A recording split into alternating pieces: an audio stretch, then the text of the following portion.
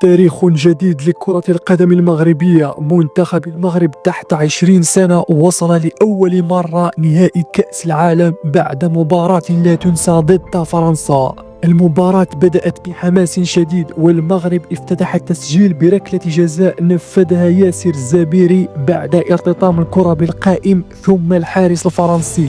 لكن فرنسا لم تستسلم، وعاد لوكا ميشيل بتسديدة رائعة داخل منطقة الجزاء ليعادل النتيجة ب1-1. شهدت المباراة أيضا طرد اللاعب فرنسا رابي نيزنغولا بعد بطاقتين صفريتين، الأمر الذي أعطى المغرب الأفضلية النفسية قبل ركلات الترجيح.